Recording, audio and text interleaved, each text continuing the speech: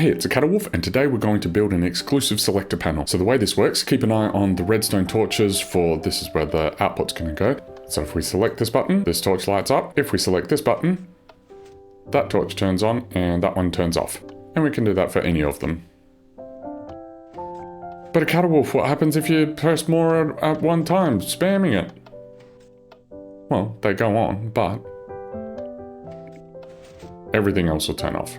So it's not a one-to-one, it is if one's on, it will turn all of them off. So the way this works, I think it's pretty clever. It's basically storing in memory which block is activated. So if I come over to this side to make it easier to see, this one's on, which activates this piston. It fires a pulse through there to turn that one off when the next one comes in. You can expand this out to 15 wide, or you can make it smaller, whichever works for you. So let's go build it. So in this build, each slice, which is each row, is going to be the exact same. We just A and B tile it so that the redstone dust doesn't connect. Today we'll build the first 2 slices and then the extra part, but then you can expand it however much you like, just do the exact same thing over again. This platform here isn't necessary. I only did it just for demonstration purposes and to see exactly what it is going to look like, but you can either put like stairs up here or leave it as it is. This is everything you need to build one slice, and then you'll also need this for the extra part. So however many selector panels you want, multiply that by that number. This build is 6 blocks deep, 5 blocks tall, and then you'll need 3 blocks to the side plus however many selectors you have. So let's start by figuring out where we want the selectors. So for this one,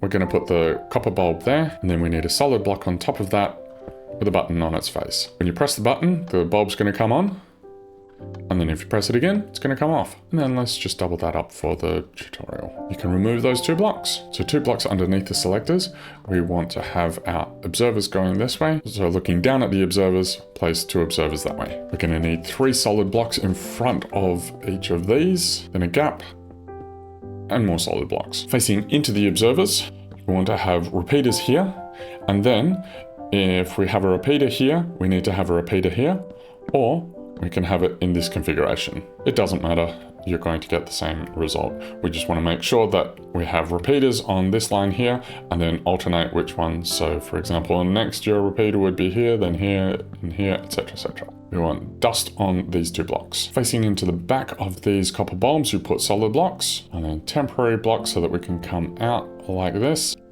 And we'll put an extra one there. Jump up on top, and then we want comparators in this. So we have the copper bulbs here, solid block, comparator coming out, with repeaters going out of those comparators. Then when the copper bulb is on, this comparator is going to be seen that the copper bulb is on, and it's going to be putting an output.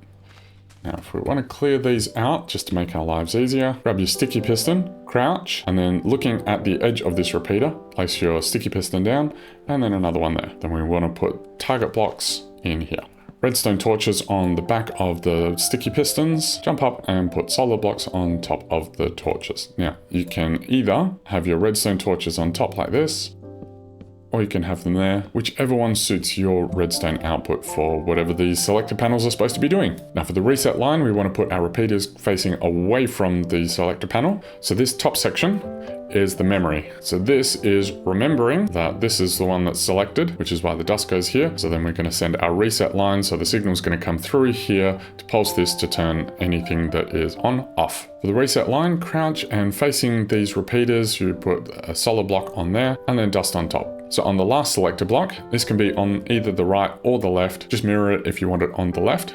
So we're going to build these 6 blocks, temporary block, and a block out there. Now we're going to add a 1-tick pulse limiter so that it only fires a short pulse instead of however long the button is on for.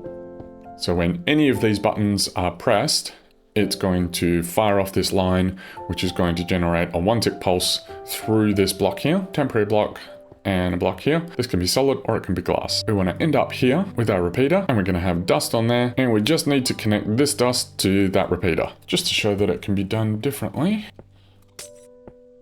Solid blocks there. We're going to put our comparator back there and then dust it like this. So this will save you 1 block on the side. And so that's the system.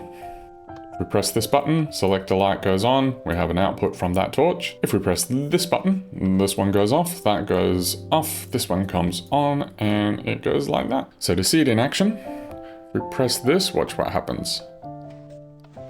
When it fires any of the buttons, it's going to turn on the lamp. It's also going to activate this line here, which is going to generate a pulse that comes around here and then fires through whichever target blocks are down. The signal then travels through any of the target blocks, along the repeaters, and then activates this observer. This observer sees that this observer has been activated, and it flips this bulb to the opposite state. So because we know that we're sending a pulse through only when the bulb is on, it'll turn them off. And at the same time, this comparator is reading through this block that the copper bulb is active, and then providing a constant signal to this repeater, which this torch is reading through the sticky piston, and then we're just flipping the output, because otherwise, if you look over here, all these torches are going to be on except for the one that is actually active, because this is the one that has the selector. So we're using the solid blocks and the torch to flip the signal so that the one that's on, it provides a redstone signal. I hope you found this useful, and I'll see you in the next one.